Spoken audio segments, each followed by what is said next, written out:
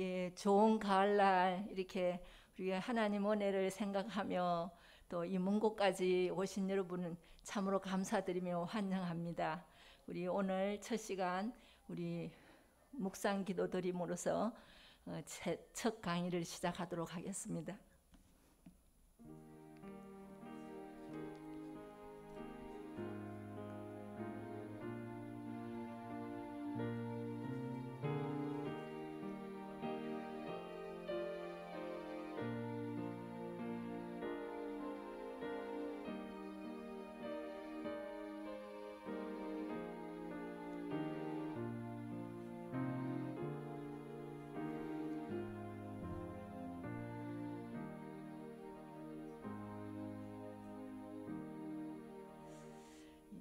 고마우신 하나님 아버지, 예수님의 명령인 선교적 사명을 감당하기 위해 저희 나성 공동체가 준비한 비즈니스 스쿨에 참여하게 하심을 감사드립니다.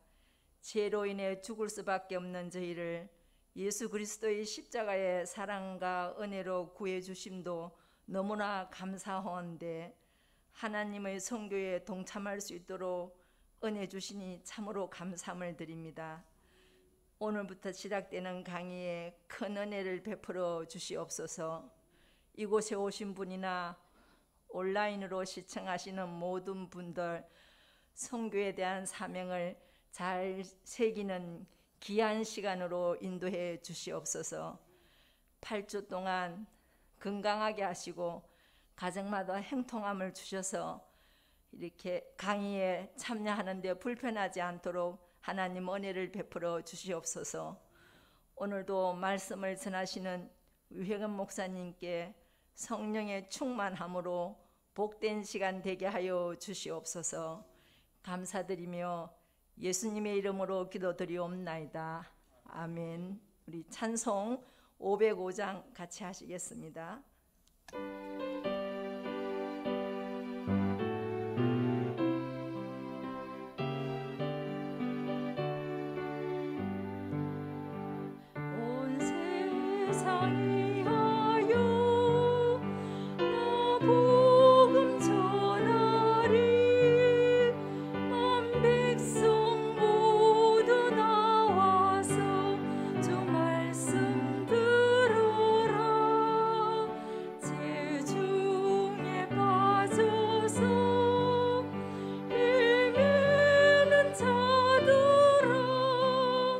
주님의 엄성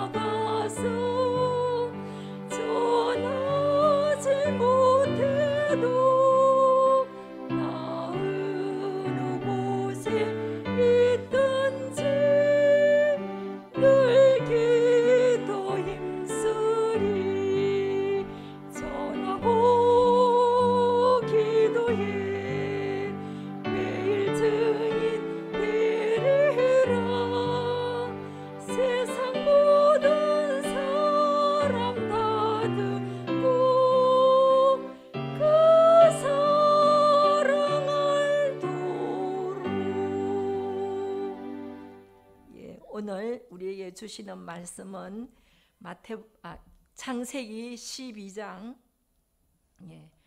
창세기 12장 1절에서 4절 말씀입니다.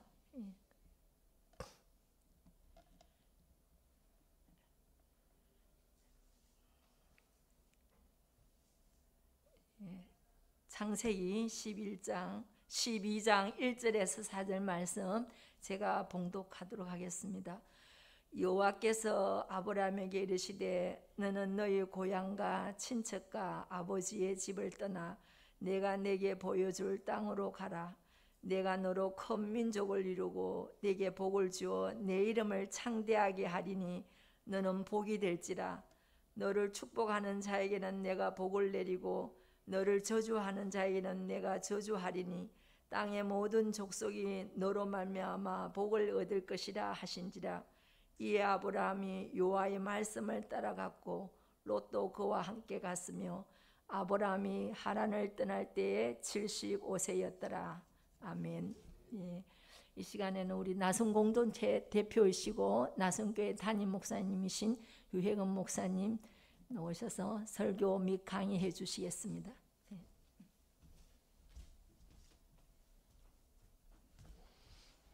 우리 한 목사님이 지금 독감이 아주 심하게 들으셔서 아주 컨디션이 최악이신데도 오늘 우리 뉴라이프 이 비전 스쿨 시작하니까 책임감 때문에 힘내세요. 많이 힘드시지만 지금 이번 기수가 우리 뉴라이프 비전 스쿨의 22기죠. 그죠? 이제 22번째 강좌를 시작을 합니다. 벌써 2012년도에 뉴라이프 미션이 만들어졌어요. 그러니까 올해가 딱 10년 됐습니다. 굉장히 이제 오래됐어요. 그리고 처음에는 야 이거 되겠나 이제 제가 설명을 드리겠습니다만은 이제 그런 의심이 있었죠. 그런데 사실 10년이 지나가면서 이거 하나님이 기뻐하시는 사역이다. 그런 확신이 들었어요. 이제 제가 오늘 이제 먼저 강의를 하기 전에 우리 뉴라이프 미션과 또 이번 이 22기 강좌의 세미나에 대해서 좀 소개를 좀 하고 가겠습니다. 제가 이제 이주민 목회를 한 지가 벌써 30년째예요. 올해가 딱 30년 됐거든요. 92년도부터 이주민들 목회를 했으니까 30년 동안 이주민 목회를 해왔습니다. 그러면서 늘 뭐라고 그럴까요? 여러 가지 어려움이 있잖아요. 이주민 목회라고 하는 게 이게 쉽고 간단한 사역은 아니에요. 이게 지금은 뭐 세상이 많이 좋아졌으니까 우리나라 정부가 또 제도적으로 많이 이제 보완도 해주고 또 여기 그 이주민들에 대한 사실은 국가 예산도 이제는 다문화 복지라고 해가지고요. 사실은 굉장히 많은 예산이 배정이 됐어요. 요새 또 이민청 얘기 나오잖아요. 지금 그죠? 이민청이 만들어진다. 제가 벌써 이민청 얘기는 벌써 뭐 한 20년 전부터 입에 달고 살았던 이야기입니다. 이민청이 돼야 한다. 우리나라가. 그러니까 이제 그런 얘기를 이제 했는데 이제 결실이 있는 거죠. 이제 조금씩 나아져 가는데 어쨌든 간에 30년 동안 이주민 목회를 하면서 여러 가지 어려움이 있는데 그 중에 하나가 뭐냐면 사실은 이 선교에서 꼭 필요한 게 선교 자원을 어떻게 동원할 거냐라고 하는 문제입니다. 그래서 선교 동원이라고 하는 표현도 쓰는데 이 자원을 그러니까 다시 말하면 재정의 문제는 말할 것도 없고 사람이 이주민 사역에 있어서는 이 사람이 굉장히 중요하거든요. 그러니까 어떻게 하면 이주민 사역을 더 많은 사람들이 또 할 수 있을까? 또 많은 그 봉사자들도 필요한데 이걸 어떻게 이거를 해결할까라고 하는 게 늘 숙제였어요. 그러다가 문득 제가 이제 한국 교회의 그 현실을 이제 알게 되고 또 이제 한국 교회 미래를 조금씩 이제 생각을 깊이 하면서 야, 한국 교회 안에 엄청난 자원이 있고 자산이 있는데 왜 이 자산을 왜 이렇게 사장할까?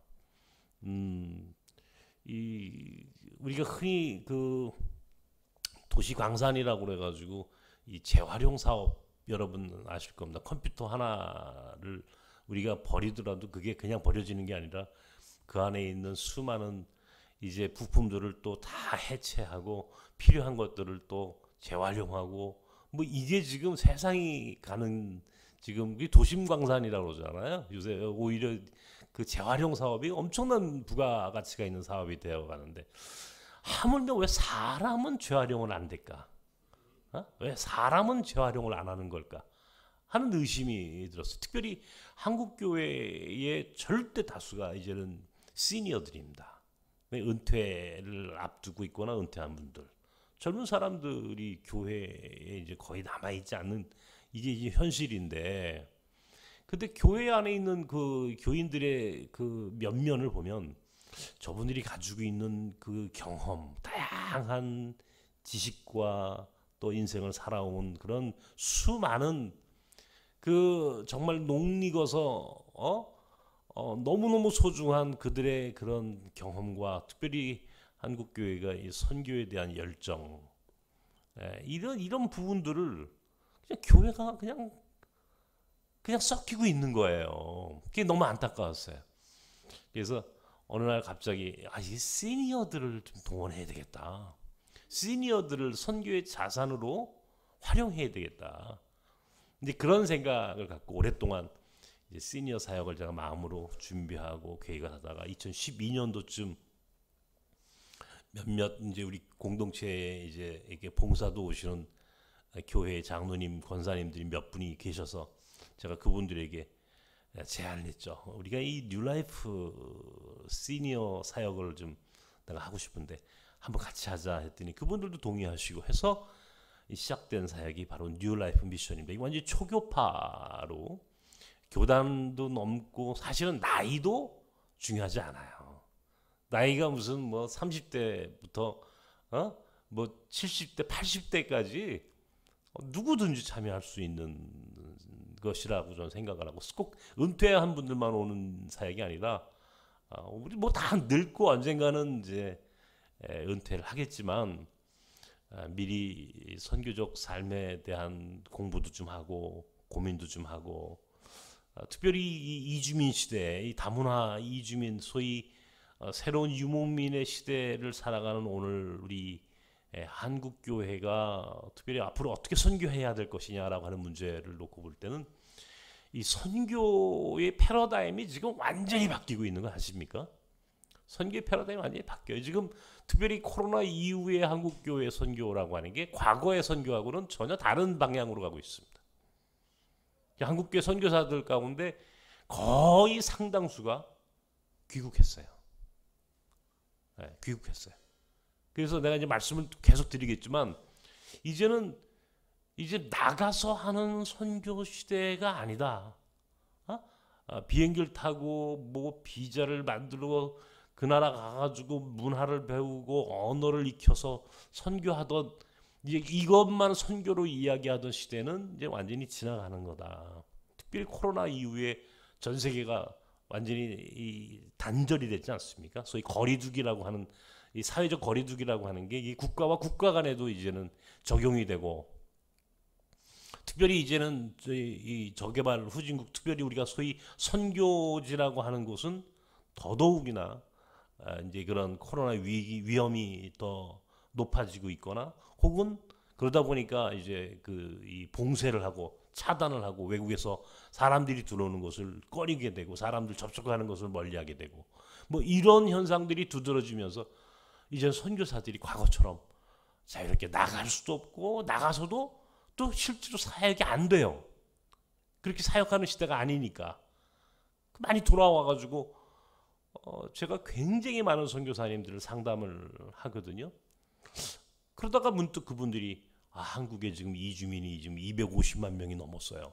특별히 우리 한국 사회가 저출산의 초고령 사회가 되면서 소위 그 경제 활동 인구, 노동 생산 인구가 절대 감소가 되다 보니까 이제는 대한민국의 미래를 견인할 수 있는, 담보할 수 있는 유일한 대안이 뭐냐라고 할 때 이제는 이주민들을 받는 것밖에는 대안이 없어요. 예? 이주민들 왜 농촌 가보세요? 이 가까운 남양주 도심 근교에 도심 농업 하는 데 있지 않습니까? 이 비닐하우스에 가보세요. 거기 누가 일하나? 여기 바로 남양주만 가도요. 이 조그만 데 하남시만 가도요. 전부 다 외국인들입니다. 외국인들이 아니면 농사도 지을 수 없고 작은 무슨 기업도 할 수 없고. 근데 우리나라가 묘하게 산업 구조가요.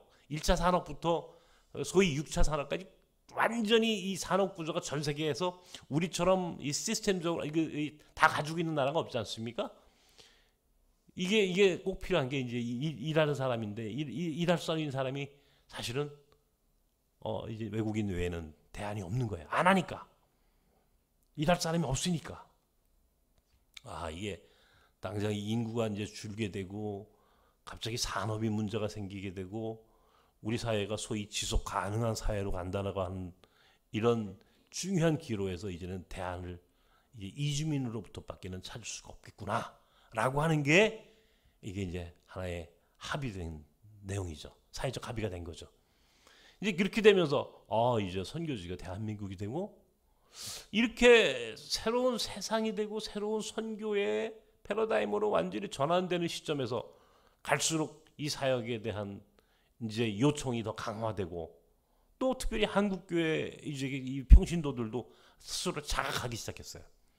내가 과거에 교회 안에 내가 교회의 일꾼으로 산다라고 하는 게 굉장한 자긍심이었는데 이게 교회의 일꾼하고 하나님 나라 일꾼이 같은 게 아니로구나. 교회 일꾼은 교회 일꾼이지 그게 하나님 나라의 일꾼, 하나님 나라를 위한 선교적 삶은 아니로구나라고 하는 사실을 알게 된 거예요. 교회가 지금처럼 이렇게 폐쇄적인 구조 속에서 이제 그렇게 목회하고 또 그렇게 되었던 한국 교회가 이제는 교인들이 스스로 자각하게 되고 새로운 정보를 습득하게 되고 이제 내가 밖에 나가서 이제는 하나님 나라 선교를 할 수 있는 평신도 사역자로도 얼마든지 쓰임 받을 수 있구나라고 하는 사실을 알게 되면서 이제는 때가 됐구나. 그래서 이제 뉴라이프 미션이 시작됐고, 근데 뉴라이프 미션을 시작하다 보니까 이게 기본적으로 질서가 있어야 돼. 질서가. 여기 오시는 분들은 사실은 무슨 훈련이 필요한 분들이라고 생각하지 않아요. 나는. 여기 우리 뭐 다양한 교회에서 다양한 분들이 오셨잖아요. 지금 이번 기수에도 거의 20여 분 정도가 참여하는 것 같은데 다양한 분들인데 여러분 정도 여기까지 와가지고 이 시니어 선교 사역과 선교적 삶을 공부하고 또 결단하려고 하는 여러분들은 이미 교육을 충분히 받은 분들이고 준비된 분들이에요. 여러분들에게 무슨 이 지식이 필요하거나 무슨 훈련이 필요해서가 아니에요. 뉴라이프 미션의 질서를 세우기 위해서 아무나 들어와가지고 할 수 있는 건 아니다. 이게 그래도 하나의 원칙을 정해야 되겠다. 반드시 뉴라이프 비전 스쿨이라고 하는 이 과정을 통과한 사람들에 한해서 뉴라이프 미션에 참여하고 사역할 수 있도록 이게 이제 제가 뉴라이프 미션을 처음 시작하게 된 배경이고, 그래서 이게 지금 8번 정도를 하잖아요. 8번 정도 이제 이 매주 목요일 날 이 시간에 이제 8번 온라인으로도 하시고, 근데 가급적 저는 현장에 오시면 더 좋겠어요. 왜냐하면 이거 끝난 다음에 같이 식사도 하고 커피도 마시고 얘기도 하고 그게 더 중요하거든요. 무슨 훈련이 중요한 게 아니고 같이 얼굴과 얼굴을 대하고 마주하고 이야기하고 소통하는 관계가 이게 형성이 될 때 앞으로 사역도 원활하게 되는 거고 또 자기의 사역을 스스로 찾아갈 수도 있고, 그런 의미에서 나는 여러분들이 가급적 오셔라. 여기에 온라인 교육은 뭐 코로나 시대에 어쩔 수 없이 우리가 선택한 하나의 방법이지만 그러나 뭐 우리가 그걸 맞게 그거를 뭐 온라인도 계속 유지하고 하겠지만 가급적 오시는 게 좋겠다 하는 게 제 생각이고, 이 8번의 강좌 중에 제가 오늘 다음 주 그리고 마지막 주 강좌가 있죠, 그죠? 세미나가 내가 3번 하고, 그 다음에 나머지는 아마 여러분들도 아주 굉장히 8번이지만 사실은 그 중에 3번을 제가 하니까, 그리고 한 번은 또 우리 동대문에 비전 센터가 있어요. 우리 비전 센터가 지금 동대문에 있고 지금 수원에 있어요. 이 두 군데에서 아주 굉장히 왕성하게 사역이 이루어지는데, 이제 현장을 한번 여러분들이 탐방하는 그런 프로그램이 있다 보니까 실제적으로 외부 강사는 4분인가요? 그죠, 목사님? 4분? 신형규 목사님, 또 강창희 장로님, 김혜경 교수님, 그다음에 이제 김석수 권사님이 하시나? 그죠? 이렇게 이제 우리 지금 이미 뉴라이프 사역을 하고 있는 분들의 간증처럼. 근데 그게 굉장히 중요하거든요. 그렇게 4번의 강의가 있는데 그 강의가 아주 중요한 강의들이에요. 여러분들이 사실은 어디서도 들을 수 없는 아주 컨텐츠가 좋은 그런 이제 강좌가 준비되어 있습니다. 그 중에 3번을 제가 하니까 사실은 이제 뭐 저는 하고 싶은 얘기는 무지장 많죠.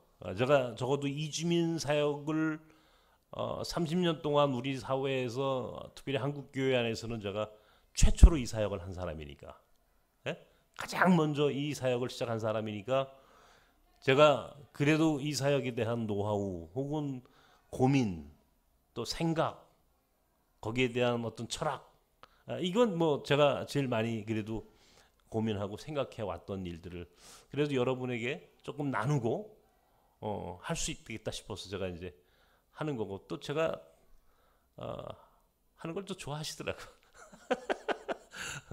그래서 제가 이렇게 하게 됐습니다. 그래서 편안하게 생각하시고 그 대신 꼭 가급적 오시는 게 좋겠다 이제 얘기예요.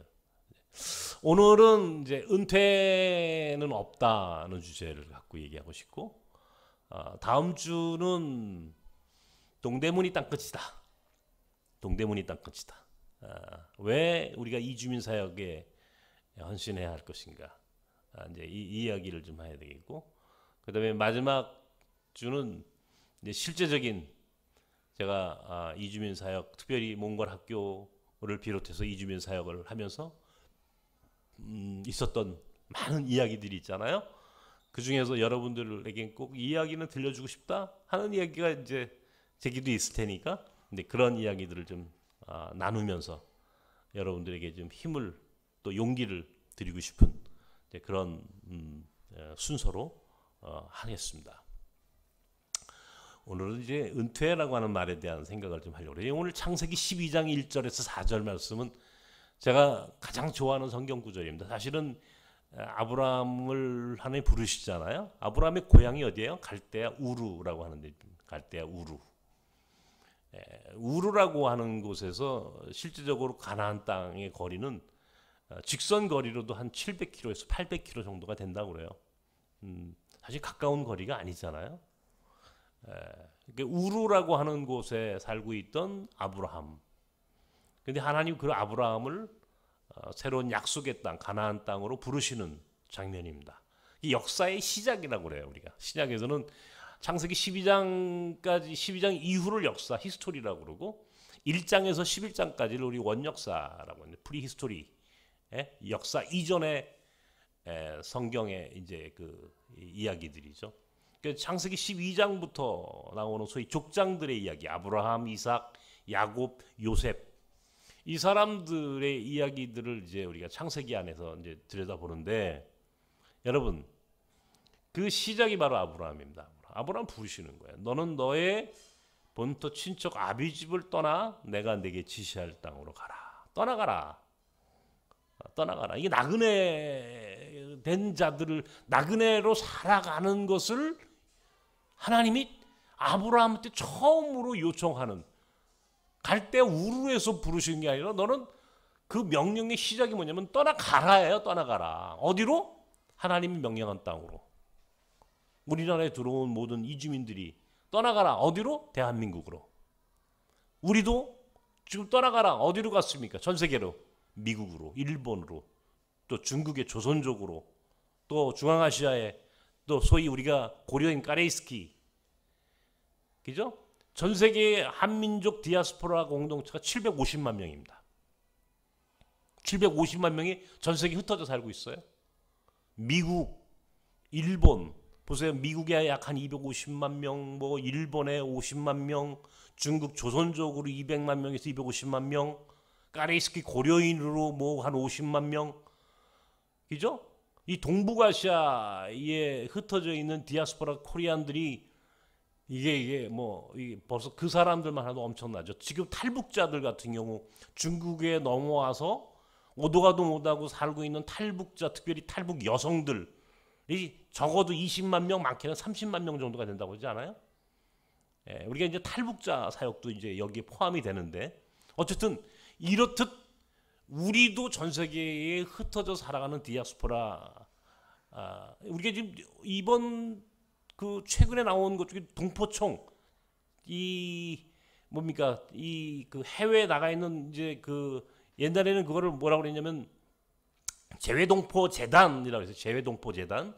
근데 재외동포청이 만들어진다고 그러죠. 지금 최근에. 그리고 이민청이 만들어진다 그러죠. 그러니까 우리도 나가는 민족이고 또 우리 안으로 이민자들을 받아들이는 나라예요, 우리가. 예?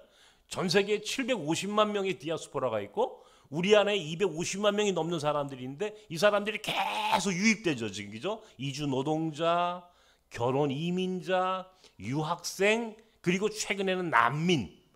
여러분, 난민 개념 이제 그것도 설명을 해드릴 겁니다. 난민. 이제 이런 사람들이, 상상할 수 없는 사람들이 들어오게 돼 있는 것이 오늘 우리의 삶의 현실이에요. 어쨌든 하나님의 아브라함을 너는 너의 본토 친척 아비 집을 떠나가라. 이게 가라. 내가 지실 땅으로 가라. 에? 너는 나그네가 되라 그런 말이에요. 그리고 하시는 말씀은 뭐예요? 내가 너를 창대케 하리니 너를 복을 주어 너를 창대케 하리라. 너는 복의 근원이 될 것이다. 그러면서 하시는 말씀이 너를 축복하는 자에게는 축복하고, 잘 들으세요. 너를 축복하는 자에게는 축복하고 너를 저주하는 자에게는 저주하리니 모든 민족이 너로 인하여 복을 얻을 것이다. 성경에서요, 복이라고 하는 말이 가장 많이 나오는 문단이 바로 창세기 12장 1절로 3절입니다. 7번인가가 나와요, 복이라고 하는 단어가. 그런데 너를 축복하는 자에게, 그러니까 아브라함이 복이 된다라고 하는 말을 했어요. 나그네가 복이다라고 하는 말을 하고, 아브라함이 너를 축복하면 축복하고, 나그네를 축복하는 자는 축복해 주시고, 너를 저주하는 자는 저주하고, 나그네 된 아브라함은 모든 열방의 축복의 통로가 되게 할 것이다. 이 메시지가 여러분 무엇을 의미하는지 잘 생각해 들으셔야 돼요. 그리고 12장 4절에 뭐라고 나옵니까? 아브라함이 조카 롯과 함께 하란을 떠났는데, 하란은 이제 우르에서 하란으로 올라가죠. 하란은 지금의 터키 지역인데 하란으로 올라갔다 하란에서 가나안 땅으로 내려오는 거죠. 이렇게 이제 아브라함의 이동 경로를 이제 우리가 잘 보면, 아브라함이 이렇게 올라갔다가 이렇게 내려왔구나, 곧바로 간 게 아니로구나 하는 것도 알게 되죠. 그리고 나중에 또 이집트로, 애굽으로 갔다가 다시 돌아오고, 뭐 이런 일련의 2주의 그 루트를 쭉 따라가다 보면, 아브라함이 이렇게 다녔구나, 한 곳에 머물러 있지 못했구나. 그런데 재밌는 말은 아브라함이 하란을 떠났을 때 그의 나이가 오늘 성경에 나와 있어요. 75세다. 나는 성경의 나이가 그냥 기록됐다고 생각하지 않는 사람이에요. 굳이 하나님이 아브라함의 나이를, 성경에 아브라함의 나이를 굳이 언급해야 할 이유를 여러분 아셔야 하는 겁니다. 성경에 나오는 사람들의 나이를, 왜 아브라함이 우르를 떠나 하란을 거쳐 가나안 땅에 들어가려고 했을 때 그의 나이가 75세다. 75세 된 노인이라는 얘기입니다, 여러분.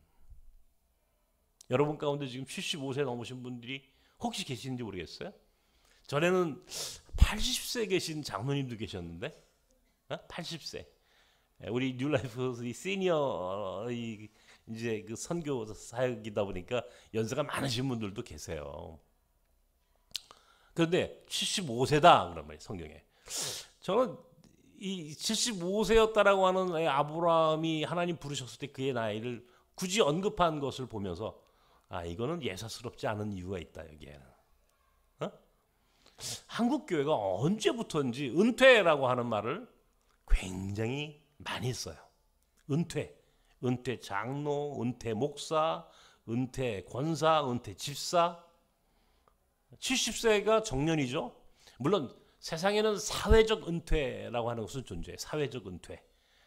보통 공무원들 같은 경우는 61세, 만 나이 60세면 은퇴를 하죠. 대학교 선생들은 65세에 은퇴를 하죠. 뭐 일반 직장인들 지금 우리나라 대기업에 다니는 사람들의 이 퇴사 나이를 따져 보니까 49점 몇 세래. 50세가 안 돼요, 여러분. 50세가 안 되는 나이에 퇴사를 한대요. 그러니까 이제는 50세 넘으면 이제 다른 직장을 또 구하거나 뭐 또 대안을 찾아야 되겠죠. 그런데 어쨌든 사회적 은퇴라고 하는 말은 성립이 되지만 하나님 나라, 특별히 하나님이 우리를 창조하셨다라고 하는 것을 믿는 우리 기독교인들에게 과연 은퇴라고 하는 말이 이게 적합한 말인가라고 하는 생각을 해볼 필요가 있어요. 아브라함은 75세. 하나님 75세 된 아브라함을 여러분 75년 동안 갈대아 우르라고 하는 곳에서 살았다는 겁니다. 그 메소포타미아 지방에서는요, 이게 광야잖아요, 사막이잖아요. 마음대로 자기가 가고 싶으면 가고 이사 가고 싶으면 가고 이게 안 되는 거예요. 왜? 이게 오아시스가 있어야 돼, 물이 있어야 돼요, 운물이 있어야 돼요. 그렇기 때문에 자기가 살았던 그 울타리, 자기가 살았던 그 삶의 지경을 넘어간다라고 하는 것은 곧 전쟁을 의미하는 거고 생명, 목숨을 담보하지 않으면 함부로 이사 갈 수 없어요. 못 가는 거예요. 이게 뭐 저는 저 강동구에만, 그것도 강동구에서 저 명일동, 상일동 거기서만 그 하남시, 바로 하남시하고 그 경계선에서만 제가 오래 살았거든요. 제가 광장동 출신입니다, 여러분. 제가 광장동이 제가 어렸을 때 살았던 동네예요. 여기가 제가 광장 초등학교 출신이에요. 내가 그것도 웃기죠. 내가 저 구로공단에서 시작해가지고 뚝섬을 거쳐서 어떻게 오니까 여기 와 있어. 내가 이게 저 무슨 연어 새끼도 아니고 말이죠. 그런데요, 생각해 보십시오. 제가 초등학교 4학년 때인가 우리 아버지가 이제 우리 아버님이 이제 그 광장교회 장로셨는데 평생 그 땅에서만 농사를 짓고 노동을 하시며 사신 분이에요. 노동자예요, 노동자. 응? 노동자고 농민이고 그 한마디로 이제 그 참 가난한 노동자의 아들로 나는 태어났어요. 하남시에 이사를 가셔가지고 거기서 농사도 짓고 뭐 양계도 하시고 양돈도 하시고 그 이제 거기서 그 땅을 일구시면서 평생 그렇게 살다 보니까 내가 초등학교 때 그 동네 이사를 가가지고요, 지금까지도 제가 거기서 살아요. 그 동네에서 떠나지 못하는 거예요. 와, 사람이 관성이라고 하는 게 이 이사를 간다는 게 이게 간단치 않구나. 응? 이게 쉬운 게, 이게 지금 21세기를 사는, 이게 새로운 이 세상을 살아가는 지금 저도 함부로 어디 한번 이사 가면은 그 집에서 보통 10년, 15년 이렇게 살잖아요. 그런데 이게 지금 아브라함이라고 하는 사람이 갈대아 우르에서 새로운 미지의 땅, 그것도 하나님이 보여줄 땅, 어딘지도 모르고 그냥 가는 거예요. 혼자 가는 것도 아니에요. 자기 식구들을 다 데리고 자기 조카 롯도 대동을 하고 떠난다? 이거는요 보통 어려운 일이 아닙니다. 여러분, 예수를 믿어도요 어디 교회 하나 선택하면 교회 요즘은 뭐 이제 뭐 많이 바뀌었어. 가난한 교인도 있고, 예? 기분 나쁘면 이 교회도 갔다 저 교회도 갔다 이제 이렇게 떠도는 교인들도 많고, 이제 과거처럼 이제 그런 건 아니면 저희 어머니는 예를 들자면 저희 어머니는 평생 광장교회가 그게 유일한 교회. 예?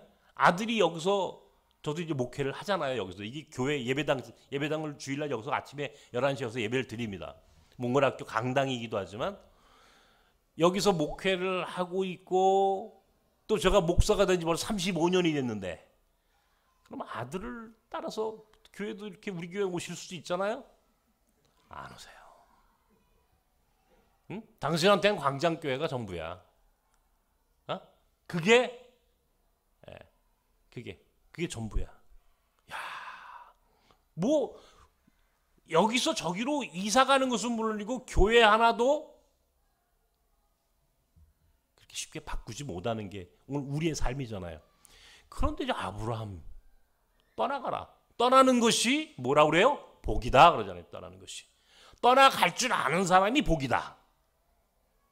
떠나갈 줄 아는 사람, 나그네 된 사람을 축복하는 것이 복을 받는 것이고, 아브라함을 저주하는 것이 저주받는. 이게 와, 굉장한 메시지예요. 예? 아브라함 75세 된 노인을 성경에요. 아브라함만 그런 줄 아십니까? 출애굽기에 보면요, 모세는 80에 부르세요. 모세를 80에. 80. 자, 모세가 40년 동안 애굽의 바로의 궁전에서 살았습니다. 설에 의하면 권력 서열 5위 정도가 됐대요. 5위. 권력 승계 서열 5위쯤 되는 이 모세를 그때 쓰시면 좋겠잖아. 그때. 근데 그게 아니야.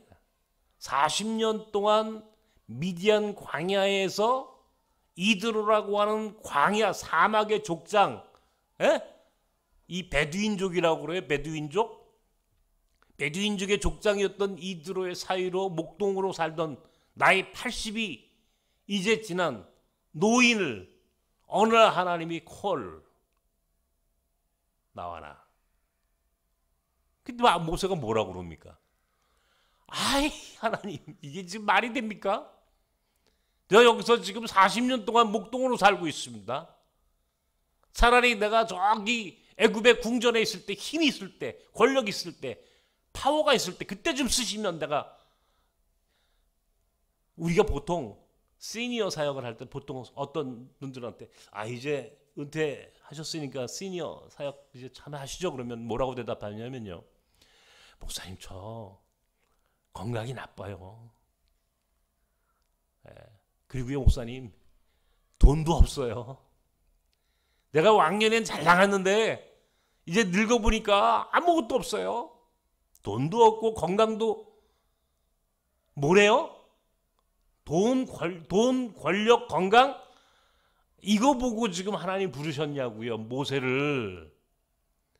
그랬으면 모세가 젊었을 때 애굽의 궁전에, 바로의 궁전에 있을 때 부르셨을 텐데 그게 아니라는 겁니다. 나이 80이 된 노인이 된 아무런 힘이 없는, 하물며 모세가 뭐라고 그래요? 하나님, 내가 입이 뻣뻣해서 말을 못합니다. 말을 못한대요, 말. 내가 입이 뻣뻣합니다. 내가 장애를 가지고 있습니다. 장애. 말을 못한대요. 그러니까 하나님 뭐라고 그래요? 야, 그런 소리 하지 마라. 차라리 내가 그래서 너 형 아론을 준비시켰어. 대변인으로. 그렇게 해서라도 하나님이 모세를 부르세요. 나이 80이 된 노인. 핑계치 말아라. 하나님 나라를 위해서 부르심받은 자들에겐 어떤 변명도 핑계도 용납되지 않는다는 겁니다. 여러분 이걸 잘 이해하셔야 돼요. 하나 더 가볼까요? 여러분 여호수아에서 보면 갈렙이라는 사람이 나옵니다. 갈렙. 성경에요. 요 세 사람, 아브라함은 75세였다. 모세는 80세다. 요 갈렙이라는 사람도요, 나이가 나와요. 갈렙이 여호수아에게 이 갈렙이 누굽니까, 여러분? 이 가데스 바네아의 12 정탐꾼 이야기가 나오지 않습니까? 이 가데스 바네아의 사건은요, 이거 굉장히 중요한 사건입니다. 이거 나중에 제가 이제 이 이야기를 또 할 겁니다. 소위 관점에 대한 이야기를 할 관점, 관점에 대한 이야기를 할 겁니다. 이 12 정탐꾼이 이제 이스라엘 그 가나안 땅을 정탐을 하잖아요. 와가지고 10명은 아유, 우리는 저 사람들에 비하면 우리는 메뚜기야, 메뚜기. 우리는 아무것도 못해. 딱 이렇게 스스로를 규정하죠. 우리는 저 사람들에 비하면 메뚜기다. 반면에 여호수아와 갈렙이라고 하는 두 정탐꾼은 맞다. 저 사람들은, 저 가나안 땅은 가히 놀라운 땅이다. 포도송이 하나가 사람이 들을 수 없을 정도로 무겁고 아름답고 좋은 땅이야. 맞아. 메뚜기라고 할 수도 있어. 그런데 우리가 보기에는, 내가 보기에는 하나님이 함께 하시면 저 사람들은 우리의 뭐라고 그래요? 밥이라. 우리의 밥이다. 와, 이게 어마어마한 신앙 고백이에요, 여러분. 이게 관점이에요, 관점. 똑같은 것을 봤잖아. 똑같은 것을. 근데 어떤 사람들은 뭐라고 그래요? 우리는 메뚜기야. 그런데 두 사람은 무슨 소리야? 저 사람들은 우리의 밥이야. 메뚜기와 밥이라고 하는 전혀 다른 이야기들을 합니다. 똑같은 것을 보고 어떤 사람은 와, 무서워, 두려워. 어떤 사람들은 저거는 하나님이 우리에게 보내주신 우리의 밥이야. 선교의 대상이야. 지금 우리나라에 들어온 250만 명의 이주민들이 어떤 사람들한테는 와, 저 사람들 내보내! 그런 사람도 있고요. 어떤 사람들은 와, 이거는 지금 하나님 우리를 지금 축복하시려고 나그네들을 보내주신 거야. 봐라, 성경에 나왔잖아. 너를 축복하는 자에겐 축복하고 너를 저주하는 자에겐 저주하리니 모든 민족이 너로 인하여 복을 얻을 것이야. 성경에 나와 있는 얘기야, 이게. 제주도에 예멘 난민들이 들어왔었어요. 500명이 들어왔었어요. 500명이. 예멘이 전쟁하잖아요, 지금.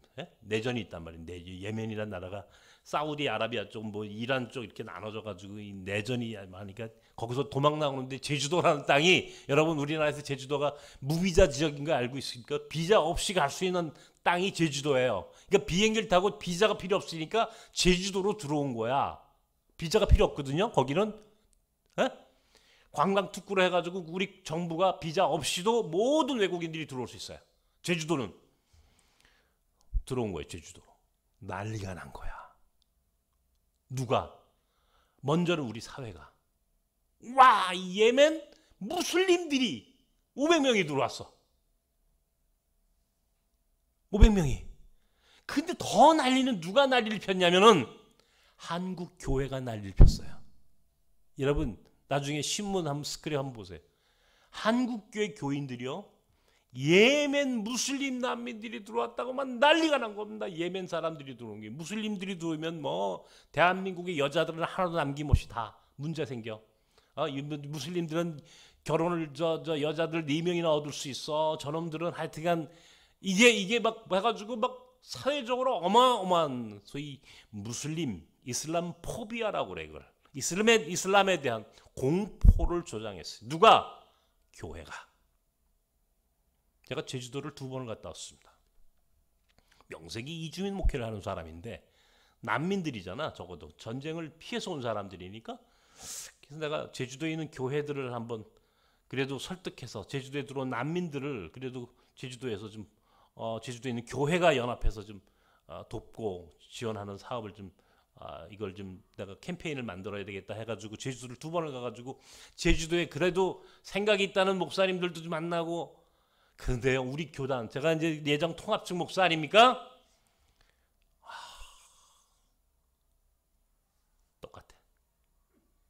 똑같아. 뭐예요? 내쫓아라. 제가요 그때 칼럼도 쓰고 가서 설교도 하고 그랬어요. 아니, 선교는 왜 가느냐고. 그러면 선교지에 이슬람 선교는 왜 해? 예? 이슬람 선교는 왜 하느냐고요. 저 터키 땅에 우리 선교사 보내고 있는데 저 무슨 예멘이니 이집트니 하물며 이란 같은 이런 나라는 왜 선교사를 보내고 돈을 보냅니까? 선교는 왜 해요? 이거 말이 안 되잖아. 아니 500명이 거저 들어왔다고 하나님이 보내셨어. 저 사람들은 지금 우리에게 선교의 대상이야. 근데 우리는 저 사람들을 공포의 대상으로 보고 있는 거야. 한국교회는. 이게 가데스 바네아의 12정탐꾼의 이야기하고 똑같은 상황이 계속 우리 사회 안에서도 반복이 됩니다. 특별히 한국교회는요. 여기에 대해서 어떻게 응답하느냐에 따라서 한국교회 미래가 결정이 되는 거야. 이게 오늘 한국교회 수준이야. 어떤 사람은 우리 메뚜기야. 우리는 무서워. 내쫓아. 어떤 사람들은 야 무슨 소리야. 저건 우리의 밥이야. 똑같은 상황과 똑같은 조건을 바라보고 한국교회 말이 달라. 어떤 사람들은 공포, 이슬람 포비아. 저 사람들은 나쁜 사람들이야. 저 사람들은 한국 사회를 어지럽히는 사람들이야. 저 사람들은 한국에 남아 한국의 젊은 여자들 하나도 남김없이 다 또 어쩌고 저쩌고 할 거야. 저 사람들이 들어오면 우리 사회가 엄청난 문제가 생길 것처럼 공포를 조장하는 사람들이 있고, 나 같은 사람들은 무슨 소리야. 이슬람 선교 밖에서도 하는데 우리 안에 들어왔어. 500명밖에 안 돼. 저건 지금 기회야, 기회. 이렇게 주장을 했죠. 오늘 이 얘기는 내가 다음번에 할 거고요. 중요한 건 갈렙이라는 사람입니다. 그때 이후에 갈렙이 이제 여호수아에게 이야기하는 거예요. 여호수아 장군이죠. 45년 전에, 이제 45년이 흘렀어요. 광야 40년을 살았고 가나안 땅에 들어왔어요. 가나안 땅에 들어온 갈렙이 45년 전에 하나님께서 내 종 모세를 통하여 내게 약속하셨다. 여기 헤브론 땅, 이 아낙 자손이 살고 있는 이 땅 내게 주시겠다고 약속하셨다. 그때 가데스 바네아의 그 사건이 있고 난 이후에 갈렙에게 이 땅은 네 거야. 약속하셨다는 거예요, 하나님이. 이제 45년이 지났다. 이 헤브론 땅을 내게 달라. 이 산지를 내게 주소서. 내 나이 85세로 돼. 성경에 나와 있어요. 내 나이 85세로 돼. 나는 아직 싸울 수 있습니다. 이 갈렙의 이 멋진 말 한마디를 여러분 잊지 마십시오. 이 산지를 내게 주소서. 우리 찬송가 이 복음송가 많이 부르잖아요. 주님이 주신 땅으로 한 걸음씩 나아갈 때에 이 찬양 그렇죠, 부르죠 우리가 지금, 그죠? 이 산지를 내게 주소서. 내 나이 85세로 돼. 난 아직 싸울 수 있어.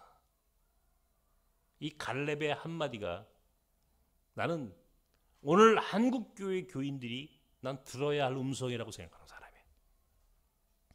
결국 갈렙이 그 땅을 차지하게 되었고, 여호수아에 보면 갈렙 대대 손손이 그 헤브론 땅을 차지하고 살았다라고 성경은 기록되어 있어요. 75세에 하나님이 아브라함을 부르셨어요. 80에 모세를 부르셨어요. 85세 된 갈렙이 이 산지를 내게 달라고 이야기를 합니다. 그러니 한국교회는 70세의 은퇴? 은퇴를 얘기하고 뭐합니까? 한국교회 교인들 뭐합니까? 내가 은퇴 목사님들, 우리 교단에 은퇴 목사회가 있거든요. 은퇴 목사님이 뭐 2,000명이라든가 3,000명이라든가 그래요. 우리 교단 안에 예정통합. 내가 은퇴 목사님 은퇴 목사회에 가가지고 내가 설교를 한번 한 적이 있어요. 갔더니 나 은퇴 목사님들이, 아니 그분들이 얼마나 중요한 분들입니까, 한국교회에. 네? 근데요, 뭐 하고 계시냐고요? 너무너무 가슴이 아팠어요. 내가 가서 선배님들, 예? 여기서 뭐 하십니까? 목사님들 여기서 뭐 하십니까? 우리 교회 지금은 이제 이 코로나 때문에 이제 아직 이제 저가는데 우리도 다시 재개할 거 뭐 하면 의료 선교를 해요. 의료 선교. 각 교회마다 이제 의사 팀들이 선교팀이 이제 있잖아요. 그러면 우리 교회 와가지고 이제 의료 선교를 하는데 제가 늘 그 얘기를 합니다. 그 강남에 어디 큰 우리 그 병원의 원장을 했던 내과 원장 집사님이 계세요. 이 연세가 80이 넘으셨어요. 80이 넘은 이제 의사 이제 원장 출신 이제 집사님이 이제 의료 선교로 오시는데 꼭 요분은 오시면 목사님 오셔서 기도해 주세요. 기도하고 진료를 시작하세요. 외국인들 이제 요즘은 외국인들이 많이 이제 합법화되고 또 뭐 이제 진료를 이제 많이 받지. 옛날에는 이 비자가 없는 사람들 같은 경우는 병원을 못 갔단 말이에요. 우리는 병원을 못 가면은 약국에서 약을 처방전이 없으면 약을 살 수가 없으니까 병을 키워요. 그래가지고 이제 큰 병이 생기고 이제 그러다 보니까 교회가 의료 선교를 늘 하게 돼 있단 말이에요. 근데 중요한 건 이 집사님이 내게 하는 말, 목사님 재수 없으면 120살까지 살아. 이분이 하신 내가 한 얘기 아니야. 이분이 목사님 재수 없으면 120살까지 살아. 내가 목사님 내가 의사잖아. 내가 자기가 의학 잡지를 쭉 보고 내가 이제 눈이 안 보여요. 여러분 내가 눈이 안 보이는 건 모르셨죠 지금? 내가 눈 보이는 사람처럼 얘기하죠. 제가 눈이 안 보입니다. 예? 눈이 안 보여요. 한 5, 6년 됐어요. 원래 이제 다음 주에 얘기할게요. 할 얘기가 너무 많아. 어쨌든 좀 눈이 안 보여요. 그분이 집사님이 나를 너무너무 안타깝게 생각하시는 집사님이야. 나를 목사님 걱정하지 마. 무슨 목사님 눈 보게 돼 있어. 저보고 어떻게 해요 집사님? 이제요 목사님 줄기세포 나노기술 하물며 사이보그라고 이제 눈에다가 600만 불의 사나이 여러분 보셨어요 옛날에? 보셨죠? 600만 불의 사나이처럼 이제 눈에 로봇가 들어가는 거예요. 로봇가 들어가서 쫙 보는 거야. 더 잘 보는 거야. 600만 불의 사나이처럼 목사님 이제 그런 세상에 돌아왔어요. 걱정하지 마. 자기도 당뇨가 심한데 당신도 80이 넘은 의사가 나도 당뇨가 심해서 많이 고생을 하고 있는데 목사님 나는 요새 이런 생각을 해. 재수 없으면 120살까지 살겠구나. 안 준다는 겁니다. 여러분 지금 여기 우리 장로님이 58년 개띠야 지금. 우리 한순옥 목사님 58년생이에요. 58년. 내가 나이를 밝히는 거야 지금. 58년 개띠는요 90을 넘길 가능성이 한 70 내지 80% 됩니다. 100살까지 살 가능성이 한 50% 돼. 재수 없으면 120살까지 살 가능성이 높아. 저도 이제 손자가 있어요. 손자, 손녀. 우리 손자 애들은요. 제가 얼마 전에 해외에서 나온 자료를 좀 보니까 130살까지 살겠다 그런 얘기를. 지금 구글인이 요새 손정희 일본의 이 손정희 회장 같은 사람이 투자하고 있는 그 사람은 세계적인 투자가 아닙니까? 이제 이런 사람들이 투자하고 있는 회사가 이 구글 같은 데서는 소위 이 장수학이라고 하는 개념을 이제 소위 산업에 도입을 해가지고요. 이제 의료 소위 메디칼 헬스케어 이제 이쪽이 굉장히 부가가치가 있는 사업이에요.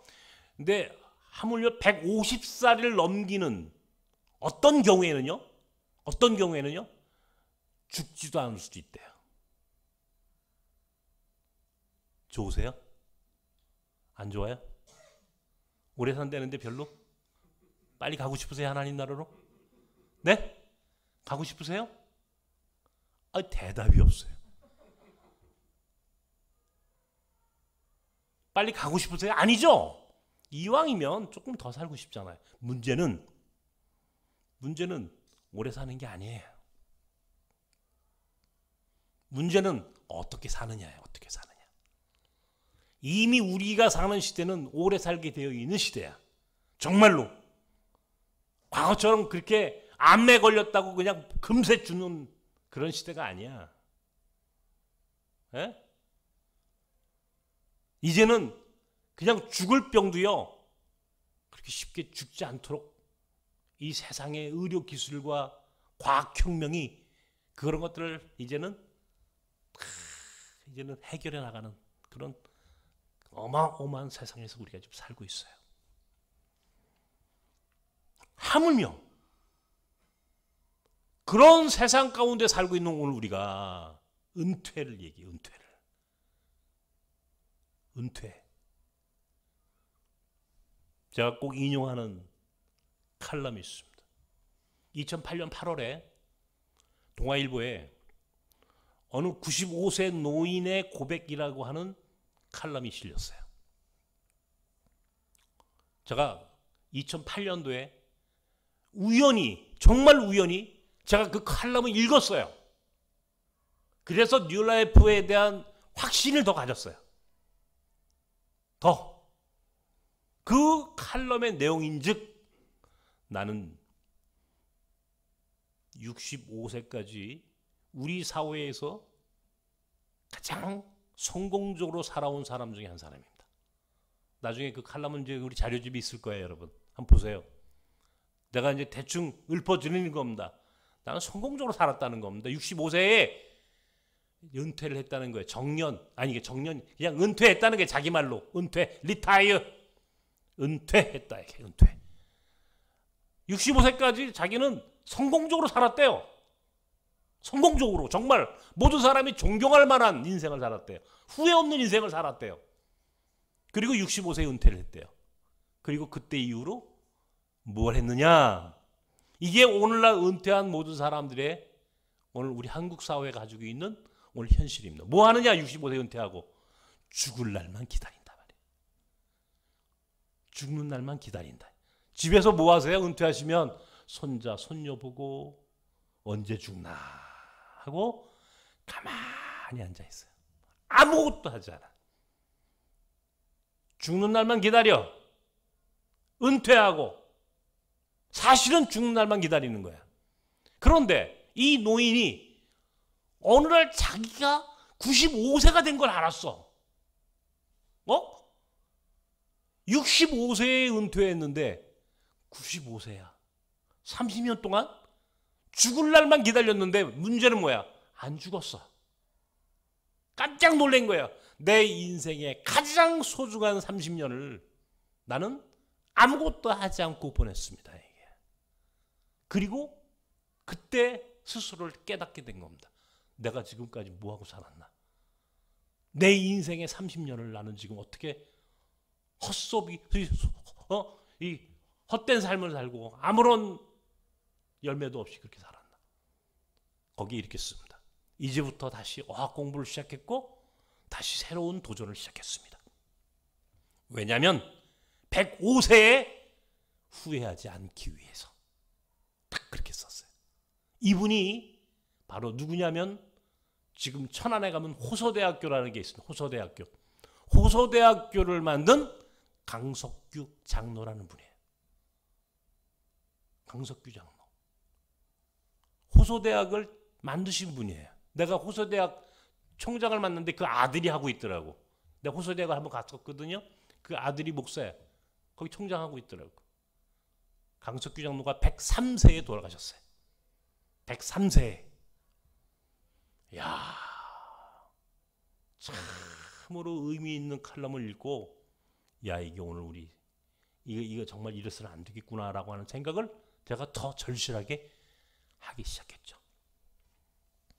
100세 철학자 김영석 교수를 우리 뉴라이프 선교에서 불러 초청을 했어요. 그래서 이 자리에서 우리 김영석 교수님이 이제 특강을 하셨어요. 우리 뉴라이프 회원들 쫙 모아놓고, 우리 뉴라이프 회원들이 많잖아요. 지금 이제 22기까지 왔으니까 우리 홈커밍 데이 한번 합시다 해가지고 토요일 날 오후에 우리 뉴라이프 회원들 쫙 모아가지고 누구를 강사로 한번 모셔야 이구동성으로 김영석 교수님을 한번 모시자 이게.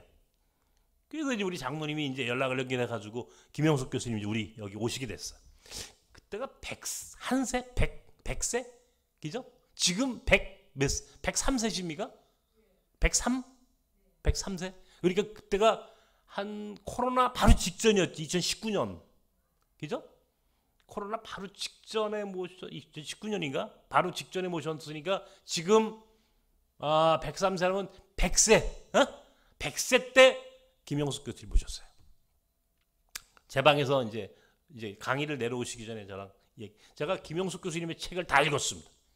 뭐 다 읽었다면 거짓말이지만 그분이 쓴 수필 100세를 살아보니라고 하는 수필집도 있고 최근에 나온 뭐 그분이 쓴 그 칼럼집 그 수필집 그분이 썼다는 그 이 책들을 저는 이제 휴대폰으로 책을 읽거든요. 이제 눈이 안 보이니까 오디오로 책을 많이 봐요. 그래서 그 책을 보니까 너무너무 귀한 거야. 제가 여쭤봤어요. 교수님 하고 이제 아주 100세신데 너무너무 건강해요. 얼마나 웃기냐면요. 자기 아들하고 딸하고 하와이를 갔는데 자기 사위가 자기보다 더 늙어 보이더래. 자기 사위가. 그래가지고 사람들이 김영석 교수님보다 그 사위가 나이가 더 많은 줄 알고 뭐 그런 해프닝도 있었고 그날 여기서 강의하실 때 뭐라고 그럽니까? 교수님의 황금기가 언제셨습니까? 내 인생의 황금기는 60대하고 70대. 60에서 70. 그러니까 60에서 70세 넘어 79세. 그 20여 년이 내 인생의 황금기다. 우리는 황금기 그러면 40대, 50대 내 인생의 황금기라고 얘기하고 싶지 않아요? 근데요. 100세의 철학자 김영숙 교수는요. 분명하게 대답합니다. 내 인생의 황금기는 60대, 70대였다. 60대, 70대였다. 그때가 가장 왕성하게 일했고 가장 내게 좋았던 시간이었다. 제가 그 얘기를 듣고요. 와, 유엔이 정한 나이 요새 이제 요즘 우리나라도 이제 이 노인의 연령을 높이죠. 이제 65세가 원래 이제 노인이 기준이었죠. 기준점이었는데 이제는 70세가 넘어야 한다고 그러죠. 70세가 넘어야 한다고. 근데 우리는 그때 은퇴를 얘기해요. 은퇴하면 뭐 하실래요? 보통 사람들이 뭐라고 얘기합니까? 은퇴하면요. 세계 여행할 거예요. 그게 로망이야, 로망. 한국 사회의 은퇴자들의 로망. 70세 은퇴하고 여행하는 거. 여러분도 그렇습니까? 여러분들의 로망이 전 세계 여행이에요? 세계 일주예요? 크루즈 타고 세계를 누비고 싶어요? 돈 많이 들어가요. 뭐 돈 있으면 뭐 그렇게 살아도 좋아요. 그런데 나 같으면 그렇게 살지 않아. 나는 꿈이 있어요.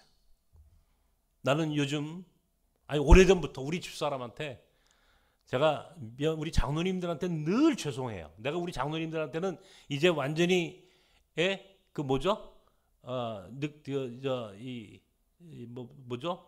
늑대야 소리 지른 거짓말하는 목동 양치기 목동 양치기 소년. 내가 양치기 소년이 됐어. 왜 양치기 소년이냐? 내가 이제 목회 그만한다고. 나 목회 안 해 이제. 근데 그게 내가 오래전부터 나 이제 목회 안 할래. 근데 이게 사실 변함이 없어요. 우리 교회 이제 그 이야기는 나중에 여기에 몽골 학교 이 건물이 몽골 학교 건물이에요, 여러분. 지금 몽골 아이들이 지금 30명 정도가 여기서 공부하고 있습니다. 330명 정도가 여기서 지금 공부하고 있어요, 애들이. 이따 보십시오, 여러분. 바글바글합니다. 한국 애처럼 생겼죠? 다 몽골 아이들이에요, 100%. 평일날에는 몽골 학교, 주일날에는 교회, 한국인 교회 여기 나섬교회 아침 11시. 오후 1시 반 이후로는요 6개의 외국인 예배가 있습니다. 몽골, 인도, 이란, 중국, 필리핀, 베트남 6개 국가의 외국인 예배가 있어요. 여기에요 아침에 탈북자들이 모이는 갈릴리 평강교회는 탈북자 교회가 하나 있어요. 교회가 몇 개예요 우리가 지금? 6개, 7개, 8개. 주일날이면요 이 건물 안에서 8개의 교회가 만들어져. 8개의 교회. 놀래지도 않으시네 정말. 이게 호응을 안 하시면 내가 힘이 빠지는데. 이 바로 이거예요. 좀 소리를 내셔야 돼. 고기만 끄덕거리면 소용없어요. 나는 안 보인다고 그랬잖아. 보세요. 이런 목회를 제가 30년을 했어요. 구로공단에서부터 여기까지 오는 그 과정이 얼마나 제게는 고단했고 피곤했겠습니까? 사실은 사람이 얼만큼 스트레스를 받고 얼만큼 힘이 들었으면 내 눈이 안 보이게 됐을까? 내가 이빨이 임플란트만 11개인가 12개, 근데 몇 개인지 몰라 지금. 이빨이 다 빠져가지고. 예? 제가 이렇게 살았어요. 한국인교회 나섬교회라고 하는 이제 교회 목회를 이제 어떻게 이게 제가 무슨 저는 목회를 한 번도 경험해 보지 않은 사람이에요. 웃기죠? 제가 내 스토리를 얘기 안 했는데 내가 87년도에 장신대 신대원을 졸업했습니다. 87년도에 우리 정종희 목사님이 몇 기시라고 그랬죠? 83기? 84기시라고 그랬습니까? 예. 제가 80기니까. 근데 나이는요, 제가 굉장히 젊어요. 왜? 나는 졸업을 하고 일주일 만에 목사가 됐어. 군목을 했거든. 우리 정종희 목사님 아버님이 제 군목 선배님이세요.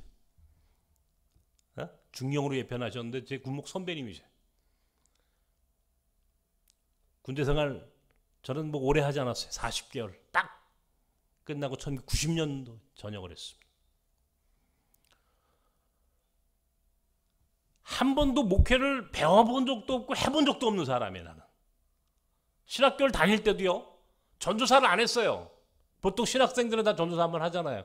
나중에 안 되니까 내가 광장교회가 모교회라고 그랬지 않습니까? 광장교회 담임 목사님이 저보고 야 유전도사 자네는 이제 군목을 가니까 바로 이 2년의 인턴십 과정도 없이 전도사 생활도 안 하고 목사가 될 텐데 그러지 말고 전도사 1년만 해라. 1년만. 그래서 어쩔 수 없이 신대원 3학년 때 광장교회 중고등부 전도사 딱 1년 한 게 내 목회 경험이야. 한 번도 해본 적이 없어요. 정말로. 예? 그리고 여러분 군대 전역하고 제가 기독교 아시아연구원 연구소에서 2년 동안 연구원이 있었죠. 그리고 미국에 유학을 가려고 했다가 미국에 유학 가는 대신 제가 구로공단에 가가지고 외국인 노동자 선교하기 있었죠. 30년 동안 제가 무슨 목회를 할 줄 압니까? 우리 교회가 나섬교회가 아주 우연하게 만들어진 교회예요. 이 교회가. 생각지도 않게. 뚝섬에 있다가 강변에 와가지고 주일 아침이 됐는데 뚝섬에 있을 때는 뚝섬에 있는 교회를 다녔어요. 그냥 그 교회가 거기 있으니까 11시 예배 그 교회 예배 참여했다고. 근데 강변역으로 이사를 왔는데 예배를 우리끼리 모여가지고 우리 자원봉사 우리 스태프들끼리 몇 사람이 그 당시에 이제 우리 스태프이 몇 사람 한 서너 사람 됐었는데 아침에 쭈삣쭈삣 하는 거야. 목사님 우리 어떻게 예배 어떻게 하죠? 11시 이게 꼭 우리는 대예배라고 그러잖아. 그거를. 예배 어떻게 하죠? 뭐 11시 예배, 11시 예배 드려본 이 관성이 있으니까. 우리끼리 모여가지고 성경 읽고 찬송가 부르고 기도하고 말씀 묵상하다가 그게 교회가 됐어.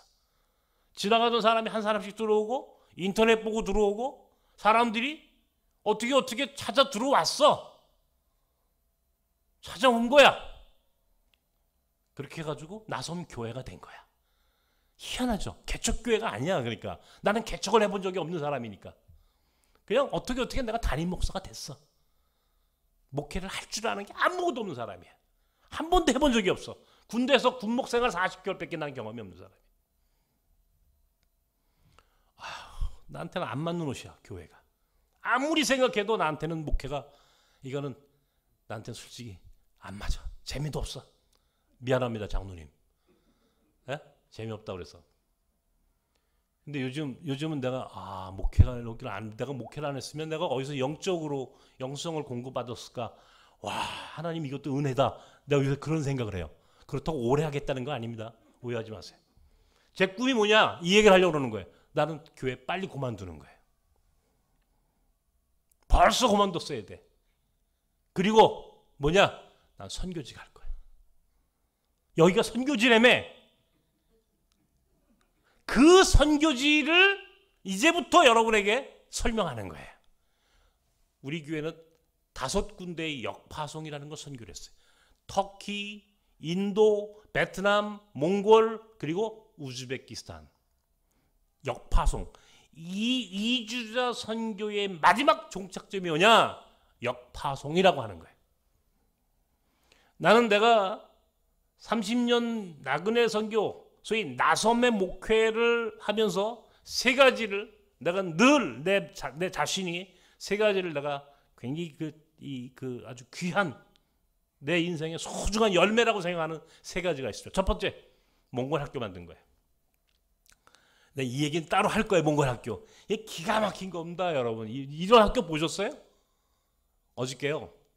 몽골에 유명한 사람인데, 와, 국회의원을 5번을 하고, 외무부 장관, 환경부 장관, 그리고 농림식품부 장관을 했던, 그리고 몽골의 최고의 로얄 패밀리로 살아온 사람이 지금 인천 송도에 유엔이 만든 기후 변화를 하여튼 기후 변화에 대응하는 그런 세계적인 유엔 기구가 있어요. 인천 송도에. 거기에 지금 이사로 이 대외 협력 국장으로 와가지고 살아가는 몽골 사람이 몽골 사람이 몽골 대사관이 연락이 와가지고 이 사람이 여길 찾아오겠다 이게 여기를.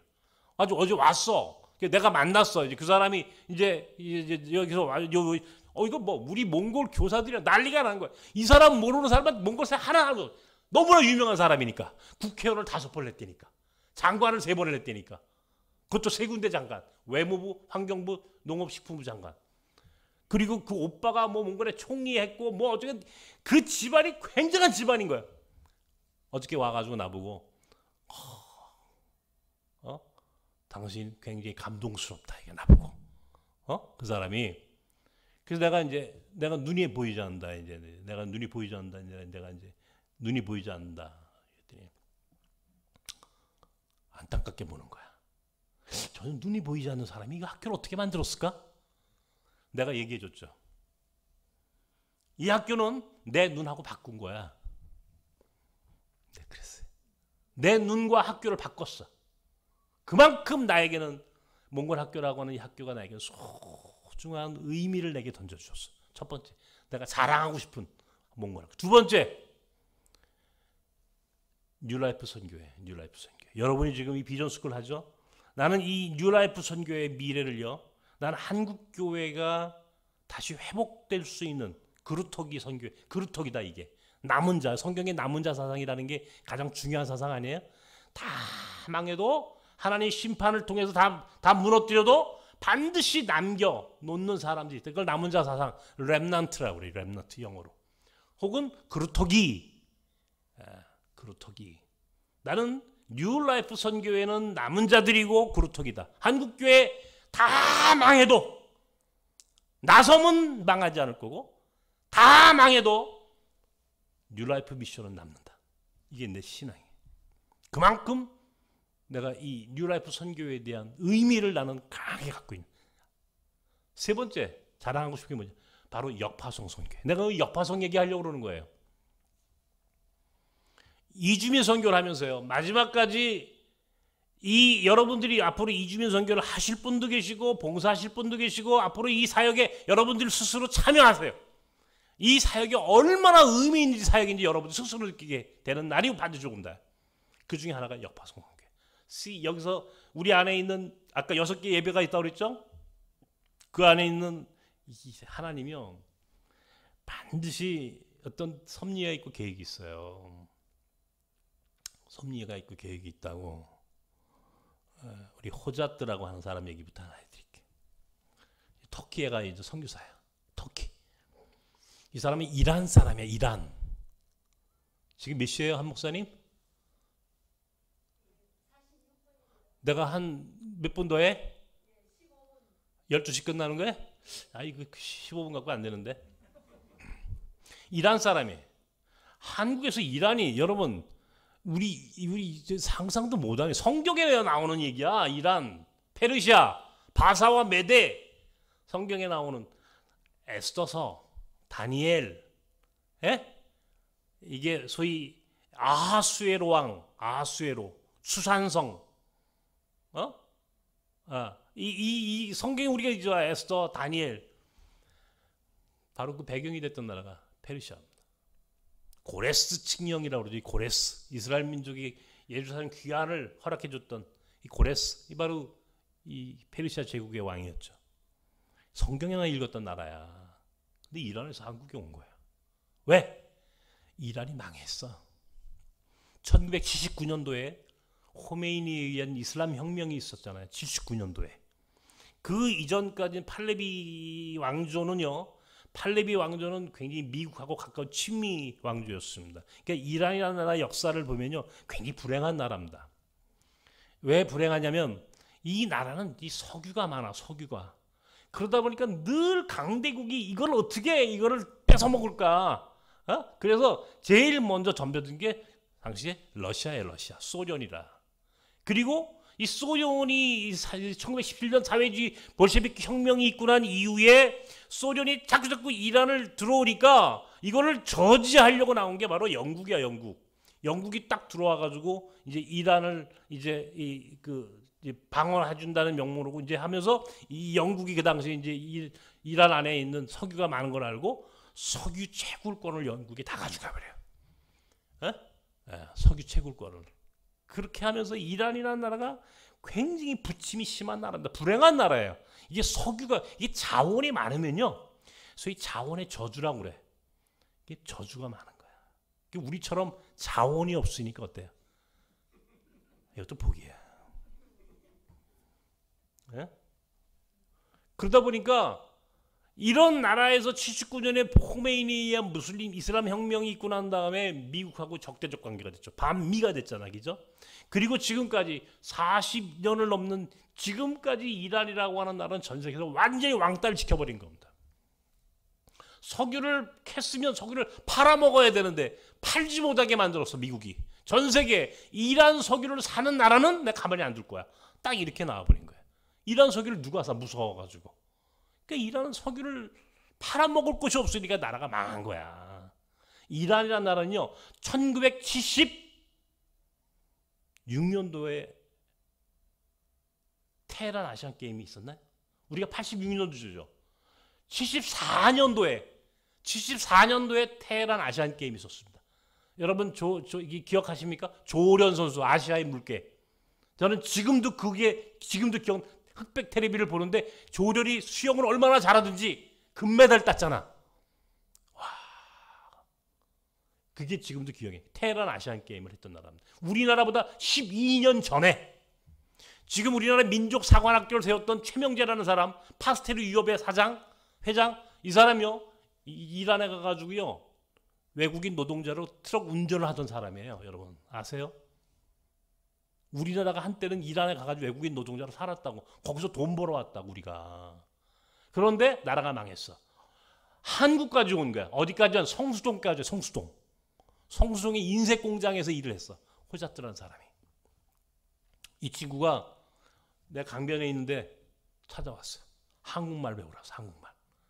한국말 배우러 와가지고 뭐 한다는 얘기가, 목사님, 이건 내가 시간이 안 되겠다 지금, 그지? 난 무슬림이니까 난 예수 안 믿어. 한국말만 배울 거야. 이렇게 해서 교회를 들어왔는데, 우리 교회가 공교롭게도요, 방이 아무것도 없어요. 예배당이 밥 먹는 곳이고 예배당에서 한국말 공부하는 거야. 한글 공부하러 와가 예배 드리고, 한글 공부하다가 와서 밥 먹고, 한글 공부하다가 찬양 보고. 이 친구가 어느 날한테 목사님, 성경책, 페르시아 성경책 하나만 구해주세요. 왜? 교회 안 다닌다며. 예수 안 믿는다며. 아니, 예수가 궁금해. 성경책을 구해줬더니요, 성경을 읽기 시작했어요. 와, 군자역에 살았거든요, 이 사람이. 토요일 날 나가 오후에 저녁 때 신방을 갔어요. 눈도 안 보이는데 제가 그때도 눈이 이제 희미하게 이제 시력이 떨어질 때인데 옥상까지 옥탑까지 성경을 읽고 있는 거예요. 와, 너무 감동되지 않아? 페르시아 성경을 읽고 이란 사람들이, 무슬림들이, 야 가자 오자 밥 먹자 어디 갈까? 딱 한다는 얘기가, 목사님 삼겹살 사주세요. 에? 이슬람이, 무슬림이 삼겹살을, 여러분 이거 굉장히 중요한 거예요. 사인을 보내는 거예요. 나한테. 나 이제 무슬림 안 해. 나 무슬림 아니야. 삼겹살을 먹는데 와, 너무 맛있어. 이렇게 맛있는 걸 왜 우리는 안 먹고 사느냐 이거야. 더 사주세요. 시컷 먹어라. 시컷 삼겹살을 사주고 나가지고 이 사람이 예수를 믿기 시작하고 세례를 받고 2004년도에 12월 23일 날 우리나라 최초의 종교 난민이 됐어. 우리 안에 있는 스텝하고 또 사랑에 빠졌어. 한국 자매하고 눈이 맞아가지고 날 다 찾아왔어. 목사님 우리 사랑에 빠졌어요. 어떡하라고? 결혼시켜 주세요. 제가 주례해가지고 결혼을 시켰어요. 아들 딸 예쁘게 잘 나가 잘. 와, 종교 난민이 되니까요. 불법 체류자가 갑자기 난민이 됩니다. 합법적인 체류 자격을 얻어요. 난민이 되는 순간부터. 추방이 안 되는 거야. 난민지를 얻으면. 그래서 난민지라는 게 굉장히 중요한 겁니다. 난민지를 딱 얻고 나가지고 목사님 나 신학 공부할래요. 신학을 공부했어요. 장신대에서 7년이면 끝날 거를 9년 동안 했어. 왜? 시험 떨어져가지고 계속. 성경 시험 떨어지고. 이야, 9년 만에 목사가 됐어요. 마지막에는요, 목사님 법원에서 성씨 하나 갖고 그래, 성씨. 왜? 한국 국적 취득이 되는 거야, 이제. 하도 오래 살아가지고. 한국 국적 취득이 되는 성씨. 목사님 내가 유씨로 하겠습니다. 목사님의 내 영적 아들이니까 내가 유씨로 하겠습니다. 가만히 생각해 보니까 야, 우리가 그래도 서로 이렇게 짜고 치는 것 같으니까 그건 안 돼. 그럼 뭐로 할까요, 목사님? 이씨로 해라, 이씨. 무슨 이씨요? 이란이 씨. 이란이 씨 성씨를 제가 만들어줬습니다. 실제로 우리나라에 있어요, 이란이 씨가. 이란이 씨 시조예요, 이 사람이. 야곱이라고, 야곱. 야곱이라는 사람이 12지파의 시조 아니야. 그죠? 이스라엘 민족의 12지파의 시조자 야곱 같은 인물이 탁 나온 거야. 2014년도, 2013년도 이제 목사 안수를 받는데 무학교에서 목사 안수를 받는 거야. 무학교에 큰 교회 아닙니까? 무학교에서 목사 안수를 받는데 뭐 우리 여기 우리 서울로회인데 뭐 영락교회 무슨 세문안교회 뭐 다 담임 목사들 와가지고 목사 안수 주는데 우리 호자트가 이제 다 무릎을 꿇고 내가 담임 목사니까 가서 이제 안수 기도를 해주는. 얼마나 감동이 되는지.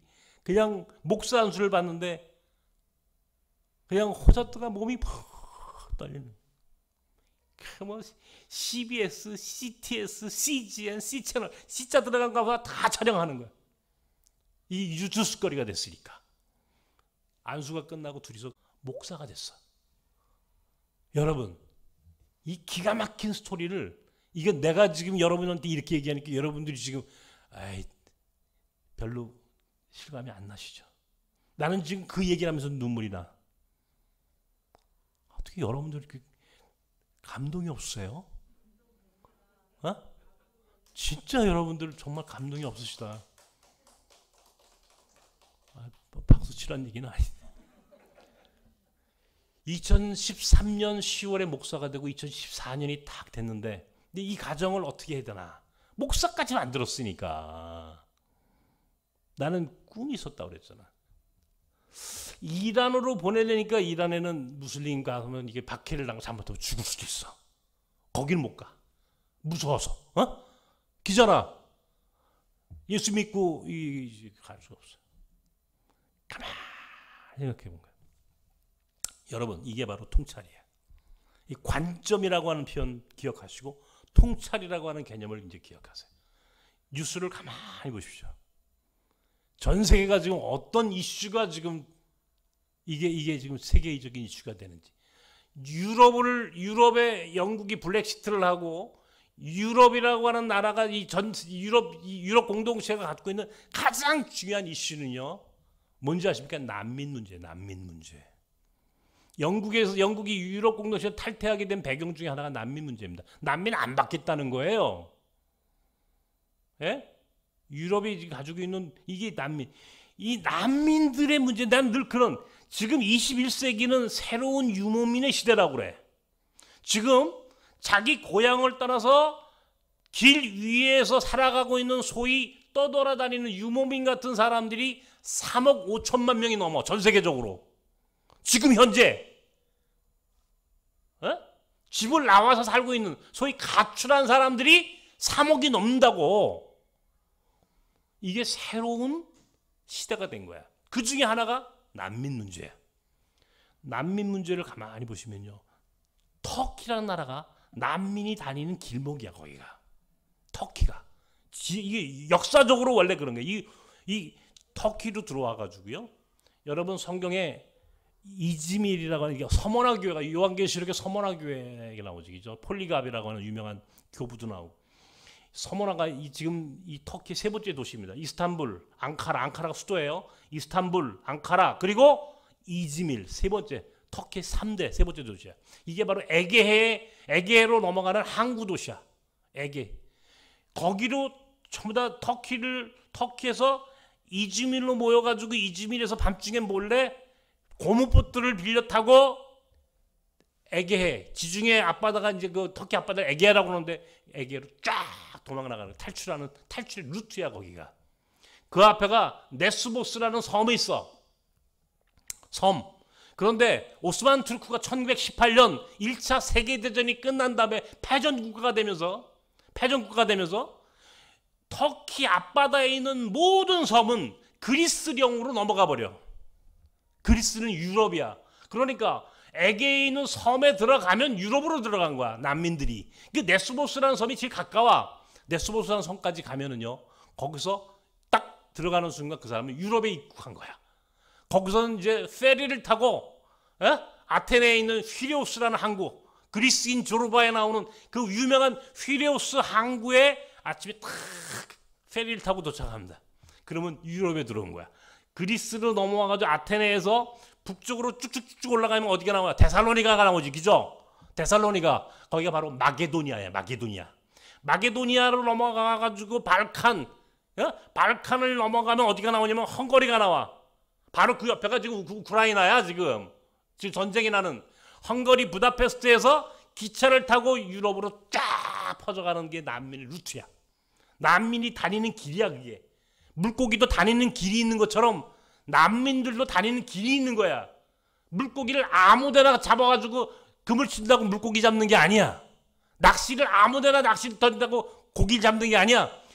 물고기가 다니는 곳, 다니는 시간이 있어. 똑같이 사람도 다니는 곳이 있어. 사람도 똑같이. 사람도 몰려올 때가 있고 밀물이 있고 썰물이 있어. 사람도 다니는 길목이 있어. 거기를 딱 캐치할 줄 아는 게 통찰이라고 그러는 거예요. 이주민 사역은요, 바로 그런 거예요. 터키를 들여다봤어. 2014년 2월에 이 가족을 전부 다 데리고 내가 터키를 처음으로 갔어요. 가가지고 한 바퀴 쭉 돈 거야. 내가 터키를, 이 가정을 데리고. 우와, 놀라운 걸 발견했어. 뭘 발견했냐? 이란 사람들이 바글바글해. 거기에 이란에서, 터키가 이란하고 붙어 있어요. 국경이. 이 터키라는 나라를 여러분 또 잘 봐야 됩니다. 이 터키라는 나라가 간단한 나라가 아닙니다. 이게 원래 세계적인 제국도 있었지만 지리적으로 이 나라는요, 유럽과 아시아의 경계야. 이슬람 문명과 기독교 문명의 경계야. 이 경계가 중요한 거야. 내가 내일 설교 제목이야. 경계선 위에 있는 사람. 경계선을 주목하라. 경계선. 내가 내일 설교할게, 우리 교회에서. 이거 갖고. 경계선. 근데 터키는요, 북쪽이 그리스, 그 옆에 불가리아. 동북쪽에 조지아, 옛날 그루지아라고 그랬어. 조지아, 아제르바이잔, 아르메니아. 그 아래가 이란, 이라크, 시리아 8개 나라가 뺑 둘러 있어요.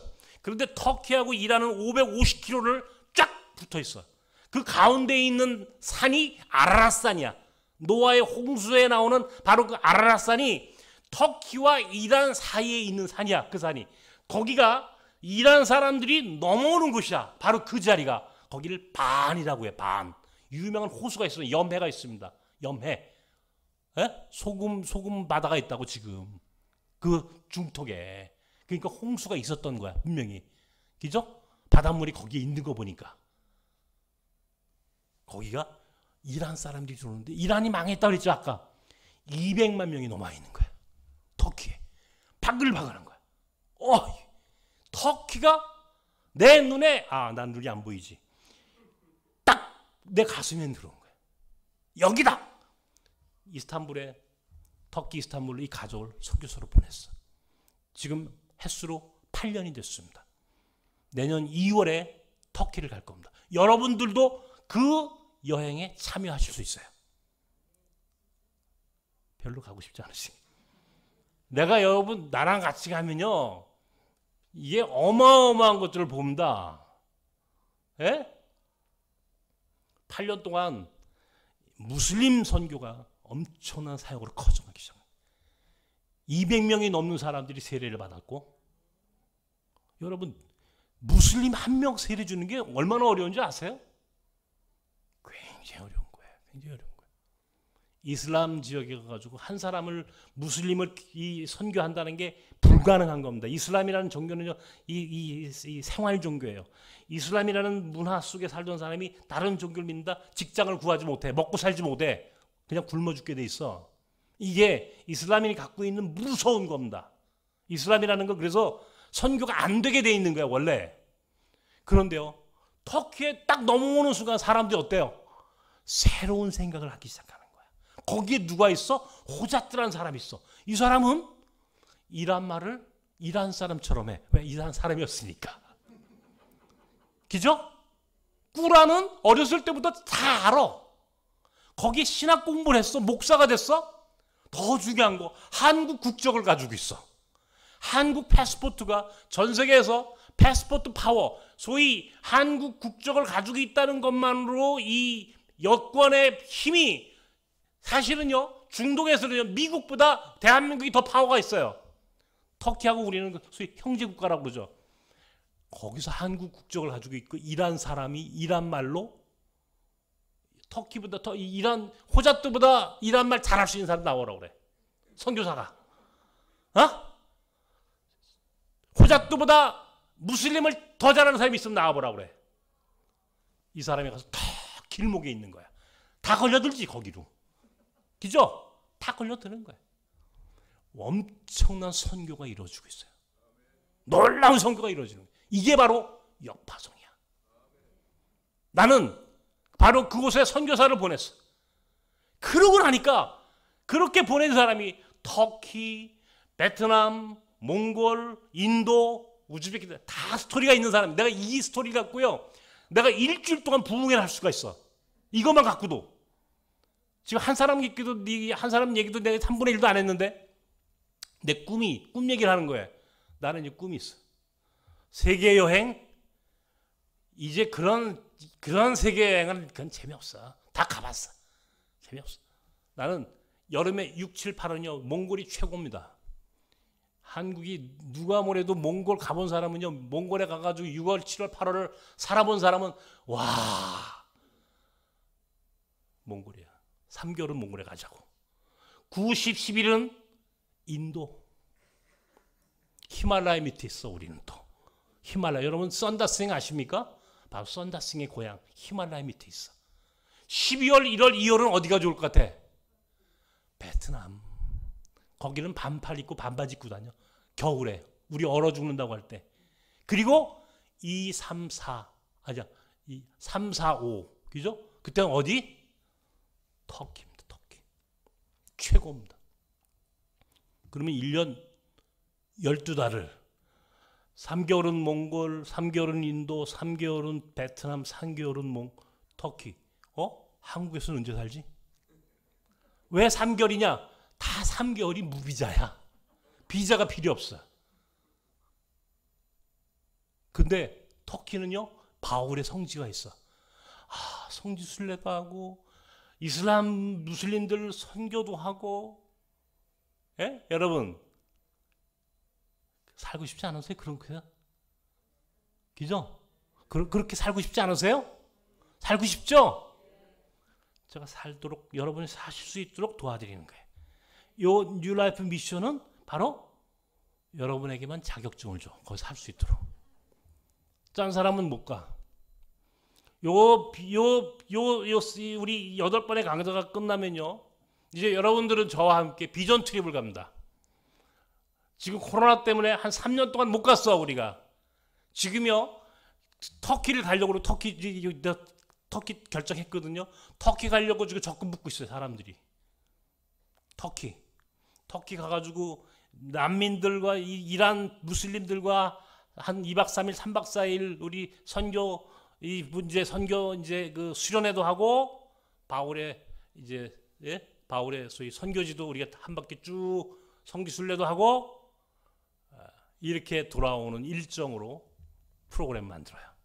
저하고 하면 선교도 하고 성지순례도 하고. 몽골에 가면요, 여러분 내가 이제 몽골 얘기를 이제 할 겁니다. 몽골 어마어마한 나라입니다, 여러분. 몽골이라는 나라, 이게 대단한 나라예요. 탈북자의 3분의 1이 몽골을 통해서 들어오는 거야.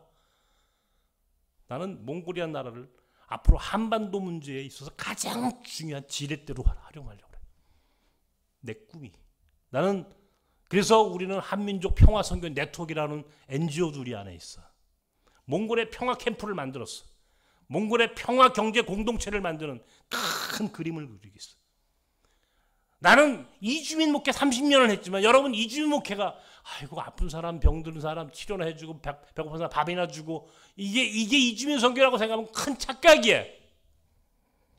이주민 선교는 어마어마한 선교적 비전을 내게 가져다 줬어. 요한 웨슬리가 전 세계가 나의 교구다. 감리교회 창시했던 웨슬리가 나의 교구가 전 세계다라고 했는데, 나는 얘기합니다. 유해근 목사에겐 전 세계가 나의 교구다. 나는 눈이 보이지 않아. 그런데 전 세계가 나의 교구야. 전 세계를 나는 지금 지도를 갖다 놓고, 우리 집에도 큰 지도를 하나 갖다 놓고, 우리 사무실에도 지도가 몇 장씩 붙어 있습니다.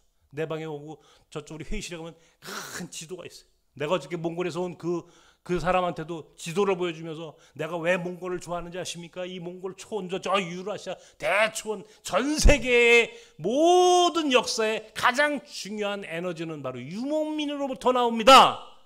내가 그래서 몽골을 좋아하는 거야. 내일은요, 내일 오후 3시부터 여기서 몽골학 세미나가 있어요. 이평래 교수라고 몽골 최고의 전문가가 와가지고 세미나입니다. 꼭 오십시오. 3시 여기서 이 자리에서 할 겁니다. 오후 3시에 2시간 동안. 몽골이라는 나라, 인도, 베트남, 놀라운 나라예요. 전 세계에서 가장 무서운 나라가 어디야? 베트남. 우즈베키스탄 사마르칸트가 있어요.